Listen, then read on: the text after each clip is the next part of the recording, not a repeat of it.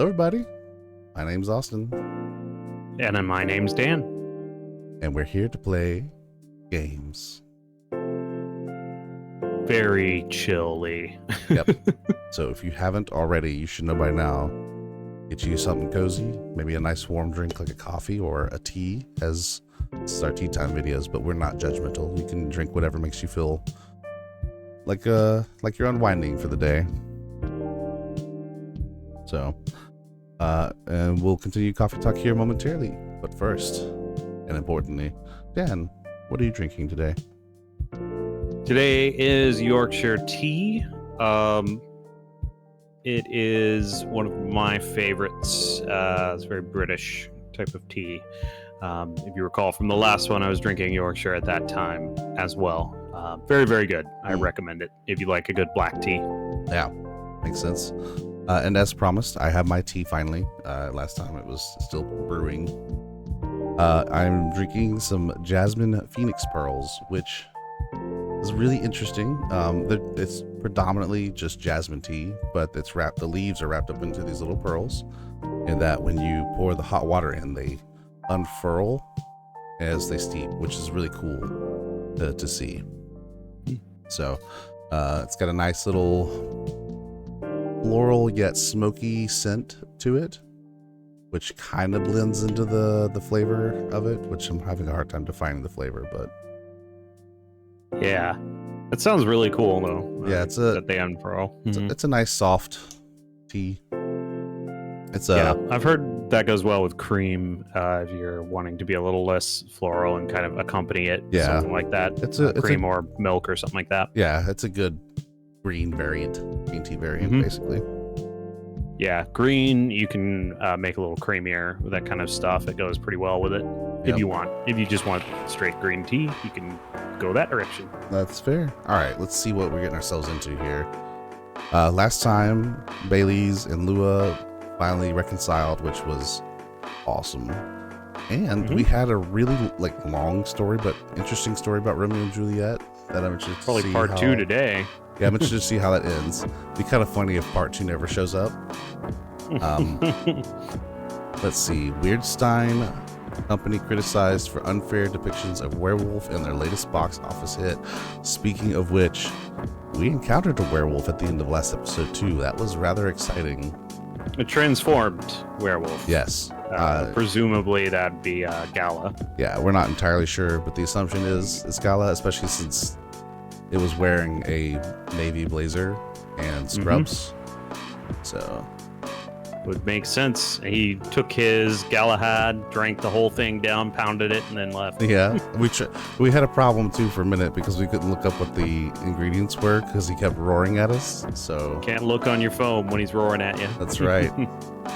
Coachella 2020 do's and don'ts. Atlantic ambassador in talks with the fire regarding immigration. Oh right, I forgot about the aquatic people. Yeah, true. To Atlantis, or from Atlantis. Yeah, I'd be interested to see how that's affecting Aqua. Who have we here? Well, we'll have to wait and find out. All right. Okay, there's a part 2. Is this one may not be quite as much of a doozy, but let's find out. It's a little shorter. Yeah. It doesn't happen the next time Romeo and Juliet meet. When Romeo sees her, he knows something isn't right. After that, each time he sees her, he feels uncomfortable, almost afraid. Our hero isn't scared of much, but he can't explain how she makes him feel, as though she's surrounded by a fierce, powerful aura that keeps him from approaching. It takes a few days for whatever it is to fade, and when that sense of danger finally eases up, Romeo finds he has the courage to approach her cunningly. He waits until the end of the night class when both of them are ready to go home. Hey Jules, are you heading back? Let me drive you home. No, it's fine. I'll just call an Uber. I have something I need to tell you though. Her expression quickly changes to one Romeo's never seen before. An uncomfortable looking mixture between happy, sad, and angry. He finds he doesn't know what to call it. Trepidation? I don't know. She peers at him. What's it about? It's about, the thing I told you a few months ago. The slight smile he saw when he first confessed his feelings returns to her face. Okay, let's go for a drive. I know a good place to talk. Juliet directs Romeo sporadically, and then they chat normally to fill the intervening time until they reach what she reveals to be their destination. A large, dark, empty park. Huh, I didn't know there was a park around here. You know nothing, Romeo. Oh, no. Hey, what? You said you don't read or watch Game of Thrones. She side-eyed him. It's all over the internet, my dude. Good point. Well made. Our heroes climb over the locked gate and meander slowly along the paths until they find a bench, and an unspoken decision has them both sit down. Sorry, brain just shut down there for a second. They both sit down at the same time. By this point, it's close to midnight. The drive has been long, and he'd driven slower than usual to stretch out their time together. The sky is bright with stars, while the full moon hangs heavy on the horizon. A warm and gentle breeze brings with it the scent of wet earth and green growing things, and far distant clouds tease them with the idea of rain before morning. It is, Romeo feels, perfect, as though God had created it especially for them in this moment. So, says Juliet, lowering her gaze from the milky splash of stars above them to meet his eyes. What do you want to talk to me about? And Romeo thinks, what the hell? And jumps right in. I told you I liked you. Do you remember? Yes. It was a lie. Her eyes narrow. What do you mean? Oh, careful, dear Romeo. You should not play with a woman's heart. I still like you. I never stopped liking you. And every day I like you more, and I don't think I can go another day without telling you how I feel. Oh, I know. His jaw snaps shut, and he blinks rapidly. This is not what he thought she would say. What, is it that obvious? No, but it was kind of easy to guess. Oh, okay. So yeah, there's that. And you know, when I first told you how I felt, I thought it would help me clear my head. I wanted it to, but since then it's haunted me. Why did I want that? I think of you and I want to see you. I see you and I want to talk to you. He continues laying bare all the things he's been thinking of these past few weeks, culminating in an impassioned plea. I know it probably won't end well, but I want to be with you and I want us to try. Juliet takes his hand and squeezes it, feels the tremble in his fingers and says nothing about it. Romeo, I like you, she begins, and his heart near bursts. I like you a lot, and not only as a friend. But you know that, with our backgrounds and our families, it's impossible for us to be together. I know that, Juliet. I know. But I really like spending time with you. Whenever I talk to you, I feel so happy and so scared. Why do you feel scared? Because I don't want to say anything that will make you think less of me. I want to look perfect in front of you, even though whenever we're together, it feels like I can only show you all of my imperfections. Hey, nobody's perfect. They sit quietly for a moment, still holding hands. Romeo stares at their intertwined fingers while Juliet watches the breeze ripple through the trees. It still feels weird, our heroine muses, almost to herself. You told me that you liked me, and I thought it could never work. And then you said the same, and I was disappointed somehow. And now here you are telling me to forget about the rules, and I'm the one saying they're important. Oh, tell me about it. I don't even know where this is all coming from. You don't like what I like, and I don't like what you like, and please don't get me started on the fact that your favorite book is the single worst thing I have ever read. Oh, no. You mean The Secret? Yes. Oh, God, please, let's not talk about it now, okay? She tilts her head back and laughs, and Romeo remembers that he used to hate the sound a long time ago. Okay, let's not talk about it, but if you know that a relationship won't go well, why do you keep telling me how you feel? Why don't you just try to forget me? Tried, he sighs, squeezing your hand gently.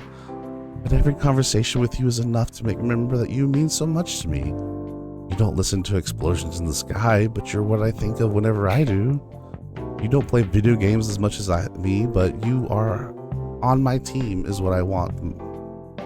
But you on my team is what I want the most whenever I play a multiplayer game. We pray to different gods, but your face is the one that appears whenever I pray for a good future. Juliet doesn't say anything. She just looks into his eyes while listening to everything he's been keeping in his head and his heart for a long time. Before this, I always thought that when I fell in love with someone, it would be a person that I wanted to grow old with. Do I want to grow old with you? No, I don't want to do that, but I do want to be with you here in this moment, stuck in eternal limbo, in an infinite loop of this exact hour, forever? Do I want? That's the question. It's the second time I've read that wrong. Yes. Hell yeah, I do. Neither Romeo nor Juliet speak for some time after that. They just keep staring at each other. They don't know what it is, but they surely feel something strange. Something magical is happening between them now. A delicate thing which twists in the air around them, young and oh so fragile. Do you love me? Juliet asks quietly. I'm not sure, Romeo answers, but if it's not love, then I don't know what is. But if it is love, why don't you want to grow old with me? Because it is just love. You're such a weirdo. I don't know why I ever fall in love with you, says Juliet. Right at that moment, Romeo feels joy in his heart, a tsunami of happiness sweeping through his body, destroying all the baggage that's been messing with his head and heart for so many months. Then reality hits as suddenly as the joy. Everything happens in a single instant. In just one moment, Romeo feels the greatest happiness and the greatest sadness he's ever felt in his life. Hey, I might not be worth your sacrificing everything, especially your family.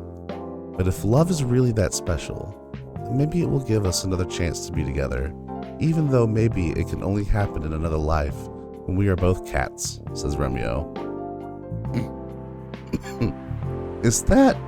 Did you just quote Vanilla Sky at me? I can't believe you did that. That's hilarious that you said that. You know I hate that movie. You? It's a great movie. How the hell did I manage to fall in love with you again? Both of them start to laugh together, continuing until all the laughter drains into simple smiles, a simple, beautiful curve on their lips that shows a deeper meaning, only for the two of them.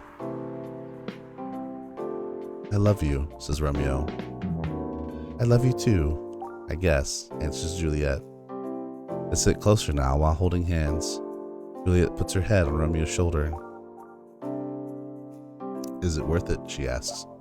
For now, right at this moment, it's totally worth it. But whether that feeling will last as time goes by, as more people find out about it, I don't know. Juliet sighs quietly. Life sucks sometimes. Life sucks most of the time. That's why I want to make this moment last forever, if that's even possible. It's possible if we believe it. Is that what that weird book taught you? Laughs Romeo. Shut up, Juliet answers and pinches his hand. They stay silent again for a while. Hey, kiss me. The words come from Juliet. Romeo doesn't really know how to react to that. Why? He asks. I've heard people say that a kiss is a magical thing. It can stop time or take you to the future in an instant. I've heard that story. I always thought it was silly, though. The situation we're stuck in is pretty silly too, you know. Good point, he allows. Well made. So... They stare at each other. As they lean in, they close their eyes. When their lips touch for the first time, it's the strangest sensation either of them have ever felt. Everything feels so magical. It feels as if time has stopped, only for them. As if they're in an infinite loop of that exact moment. To be continued. Another one! Part 3. I imagine this is going to be the story that wraps it up for us. Yeah, probably a 4-part story. Right. Okay. Be interesting to see how that turns out. I couldn't help but feel like it was a lot like the Lua Bailey's situation last time. So all the short stories have been loosely tied into the characters we've met. Yep. And they've all been written by Freya, so it makes sense. I feel like while we're not seeing her novel that she's working on, we're seeing the things that maybe were cut or that would lead to what will be in her novel ultimately. Right. So, all right. Okay. Welcome. Oh no, not again, Freya. Good evening, Freya. Oh. Hi. When was the last time you slept? I still sleep like a normal person, you know. I slept for 6 hours. Last night? No, I've slept for 6 hours this week. Yo, That's not healthy. Freya. Get some rest. Really. And rest when it's done. That's stupid. And I'm about to knock you out with something to drink. Oh, shut up. So, what's your plan now? Now, as in right at this moment, I'm planning to go to the bathroom and wash my face. I need to make sure I don't look like a dead woman walking. And after that, I'll continue writing. Freya. Oh well. You know where the bathroom is. Would you like some sleepy time milk? Okay, I need something to drink now. Freya. You're unemployed. Don't waste your money on coffee shop drinks. That is so weird, coming from the coffee shop owner. I know.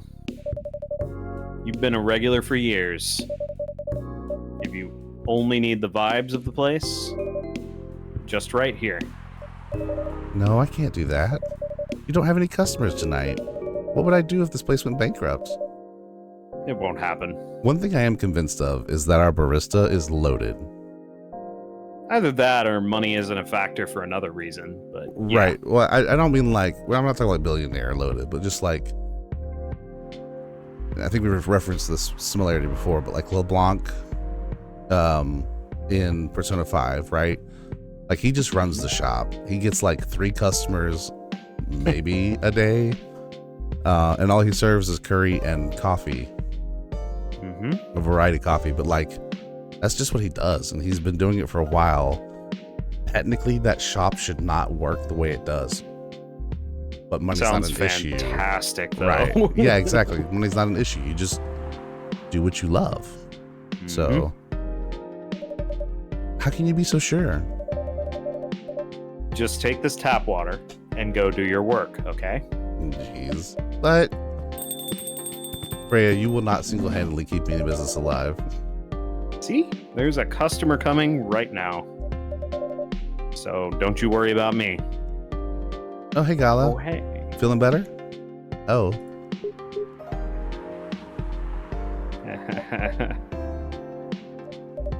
Hi, Gala. Well, this is awkward. What's wrong? I know you're a man of a few words, but this is maybe pushing it a bit. Freya. Bananigan. I'm truly very sorry for what happened yesterday. Hello. Hey, it's alright. No one got hurt, right? And the coffee shop's fine. Don't think about it too much, Gala. Like Freya said. I wonder if there's an alternative result if you don't have the Gala had. I imagine so, yeah. Be interesting to Like look if you that don't up. find it, yeah. No casualties and no problems with the coffee shop. I still need to redeem myself for the mess I made and the scare I gave you. I'm sure there's something I can do. Buy Freya some coffee. Why don't you buy something for the lady here? I'm sure she'll appreciate it. Prediction zone strikes again. Hey, what do you mean? Do you want anything to drink, Freya? No. It's all right, Gala. I insist. You don't have to. Please accept it.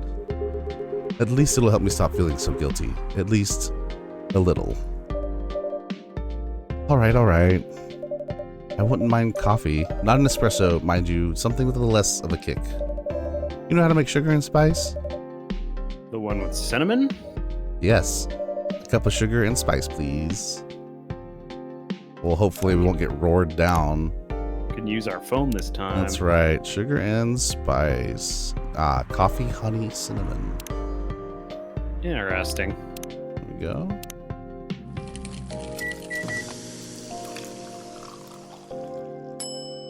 Boom. There we go. Sugar and spices for the lady with the vices. You smooth charmer there. Hey. Oh well, I won't complain.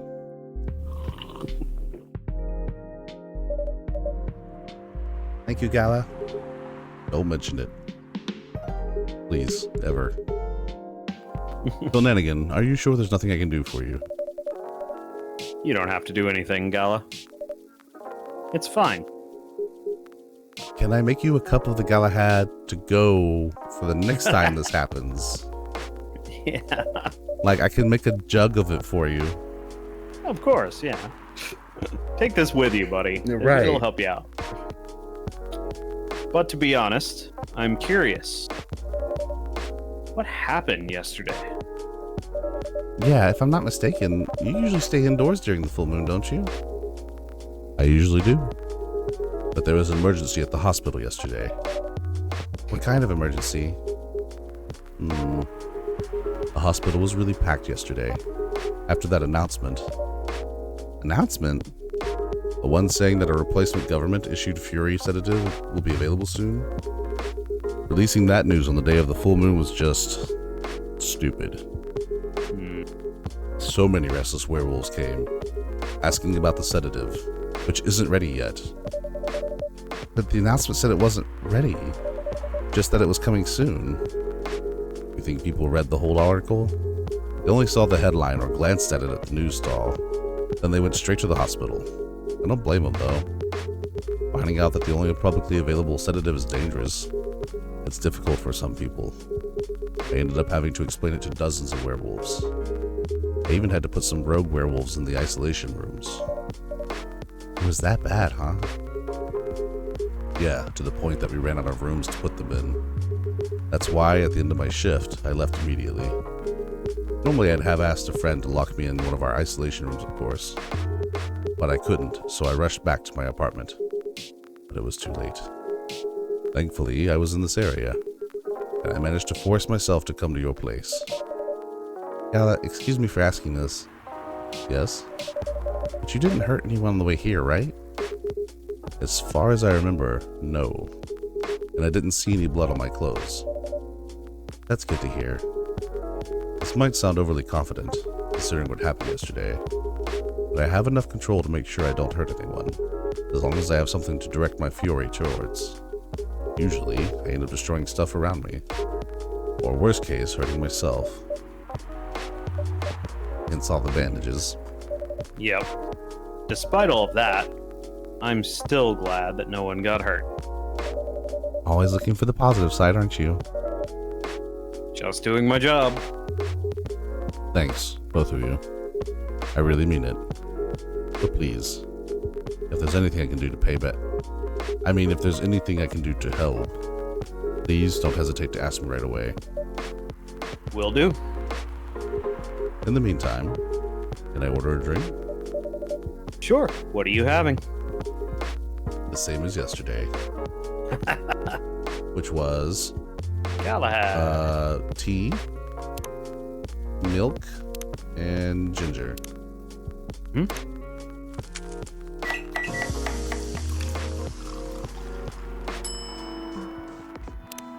we have it. Here's your special brew. Thank you. That drink saved me. Once again, I thank you for helping me find this drink. By the way, Gala, now that you can do 100% sure that the drink is your natural sedative, why don't you put some in a bottle and carry it with you everywhere? That's the plan. It has to be warm, though. You can use a vacuum flask, I suppose. I'll give it a try next full moon. Don't worry, Freya. I'm going to stay at my place for the next full moon. I'm not taking any risks. Before I can make sure how effective that remedy is. Phew. Another slam door. What the? Oh, hey, Rachel. Oh, hey. Oh, she looks upset. Rachel? Yeah. What's going on?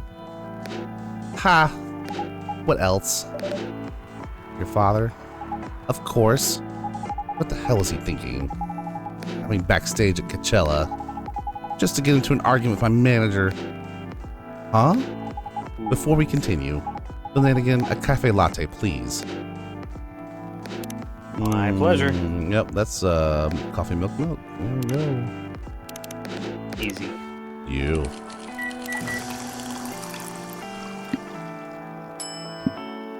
Latte art. All right, let's see how your practice has paid off. I already told you it was not good, so... You got this. I believe in you. No.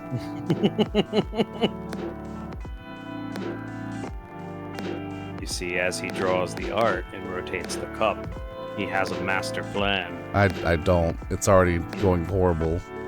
It's going to be an... Oh, I Uh, can't even tell because his thoughts are so far beyond mine. The latte art master at work. It's giving me way too much credit. Oh, this is not going well. What do you call it? Reset. Oh. That's what we call it. We call it reset. All right, let's do this. All right. Maybe I can shape it out a little better this way.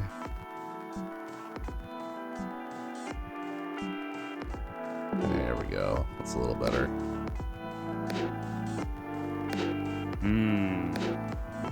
It's a wispy heart. All right. And then just for kicks and giggles. Perfect. Look at the masterpiece. Yes. Your cafe latte masterpiece is ready. It's a happy heart. That's what I hope for you, Rachel. Thanks. How did he manage to get backstage? He told security he was my father, and he messaged me about coming beforehand. Said he was just going to wish me luck. So I told him to let him in, of course. He's still my father. Things were nice at first. Then my manager came and... I don't know why he hates him so much. It's showbiz. I'm mature enough to know what's good or bad for me. What happened after that? Sips tea. Mr. Lester told the security guards to kick him out. He's still allowed in the festival area. I saw him in the crowds. Did the concert go well, at least? Oh, yeah. Other than the arguments backstage, everything was great. I was the first one to play on the main stage. Usually no one pays much attention to whoever's on first. There were thousands of people in the audience during my session. Nice. So you don't need to be at the event anymore after this? Not really. I did my stage time, and then there was this press conference after my show. After show press conference? Yeah, the pre-show was done yesterday.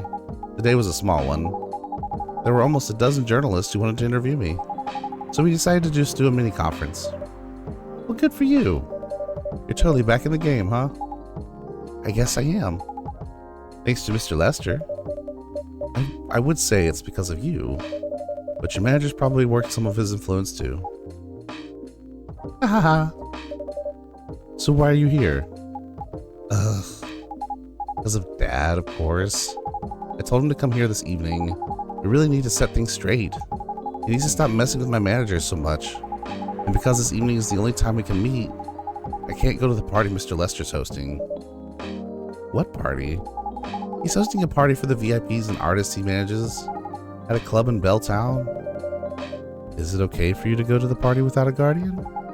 I'm 18, remember? I'm an adult. Yeah, but you can only enter some clubs if you're 21. Not this time, because Mr. Lester's my manager and it's his party. I'm not sure about that. It's true. No, I know you can do that by using his name, but I don't think you should do that with you. Why? I'm an adult. I'm an adult. Ooh. No, you're not, Rachel. Time for confrontation. I know. It's about time, though. Have you ever been to one of Lester's parties? Well, no. You have? Not personally. I've heard stories. What stories? He knows how to party, that's for sure. That's good then. It's not necessarily a good thing. Knowing how to party might mean something else entirely. I don't know what you're talking about. You'll find out. Especially if you keep Lester on as your manager. Personally, I don't mind wild parties, but inviting an underage person to his party? That might be a bit too far. Well, huh? Oh, buddy. Hendry. Oh, no. What happened? He got beat up. Oh, Hendry. Buddy.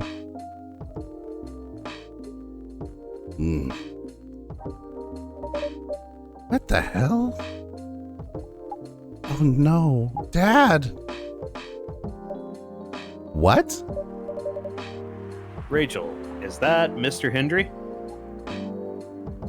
Yes. Dad, what happened? Good night again. Can you get a cup of milk for him, please? Just milk? Just milk. Meow. Buddy. Bud. Perk you up.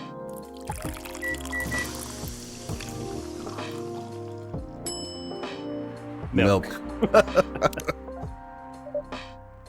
Here. Oh, it just... Wow. Thank you. Dad, please hold on. Can somebody help me call an ambulance, please? They're on the way. He was already on it. Yep. I've contacted the hospital. Thank you. I've also contacted our Nekomimi expert personally. He's off shift right now, but she's also on the way. Thank you so much. I don't know what might have happened without your help. Don't mention it. Here they come. I'll go with you. Okay. Ow. What happened there? I think that he and Lester got into a fight, and it didn't go well. Yeah, that would be my guess as well. See what the new thing we got for her is. I've been dancing, singing, and trying to achieve my dreams since I was 13, and I'm not stopping now. I love my family, cats, milk, and you. Yeah. Yep, we've gotten occasionally, I think as we unlock new spaces, we get new, A lot of these are fully filled in except for our spaceman buddy, Neil. Yeah, that's because I don't think he has that information. He just stars. Yeah. Hendry buddy. Family music is his favorite things. Trying to be a better father while running a record store.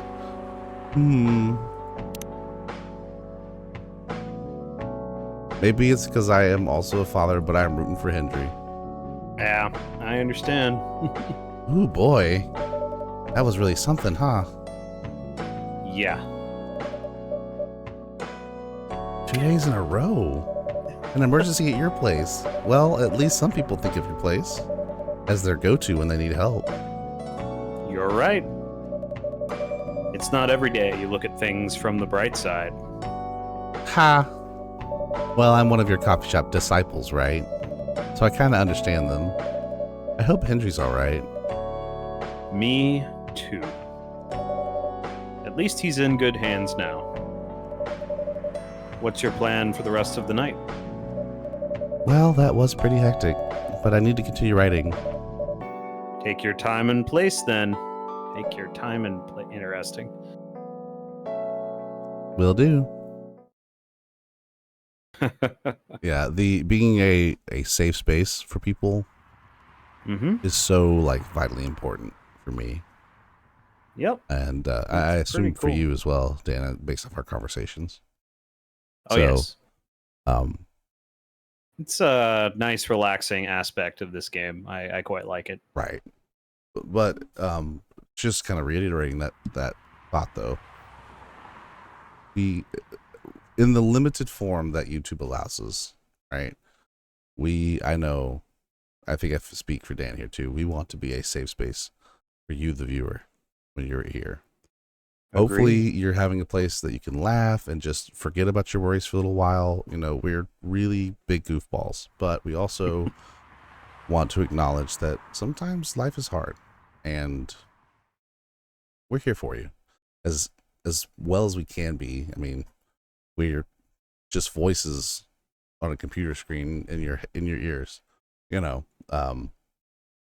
Yeah, there have been YouTube videos or accounts or content creators that have helped me through difficult times before Right. just by being themselves. So hopefully we can do some of that for you, Right. whether it's through any of our series, you know.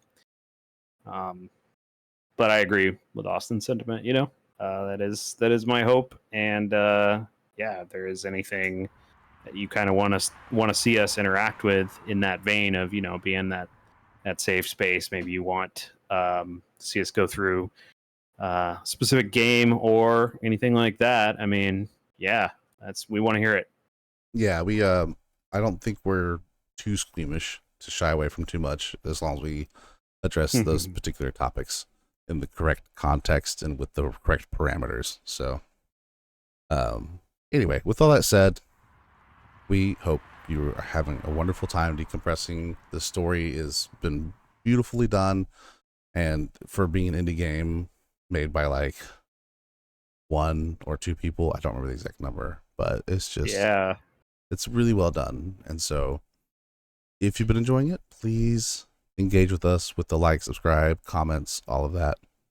Check out our other stuff. We've got plenty at this point. Probably close to 100 videos at the time of this release, if not already over that. So go check them out.